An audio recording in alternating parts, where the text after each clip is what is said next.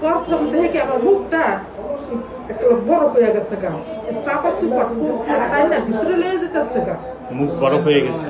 বড় হয়ে যায় নাই কেন, কিন্তু মুখটা কেমন বড় হইলে মাছটা বড় হইলে শক্ত হয়ে যায় না, এরকম শক্ত হয়ে গেছে গা, পুরো শরীর ঠান্ডা বরফ হয়ে গেছে গা, কান দিয়ে ঠান্ডা এই করে নাকটাও ঠান্ডা এই বাইরে, কান দিয়েও না ঠান্ডা বেরোচ্ছে, নাক দিয়েও ঠান্ডা বেরোচ্ছে। আমার কান কোন ডাক, আমার কান ঠান্ডা হইতেছে না, মুখ ঠান্ডা হইতেছে না, শরীর ঠান্ডা হইতেছে না, আমার চাপ দিয়ে তরকারি এই বলেন ঠান্ডা হইতেছে, আবার বলেন মুখ ঠান্ডা হইতেছে না, কান ঠান্ডা হইতেছে হয়ে যেতেছে। আমি তো তরকারি আমার তেল তুল ডলার, তারপর ফোনে মেসেজ কইরা খেতা কোথা গায়ে দিয়ে আমি একটু পরে আমার কি হয়েছে পরে আমি সুস্থ হয়েছি।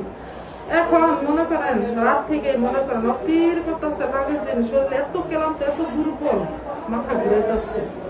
বুক দরকার আছে? হ্যাঁ বুক দরকার করে। হাত কাঁপছিল ওই সময়? হ্যাঁ হ্যাঁ হ্যাঁ হাত পা কাঁপছে।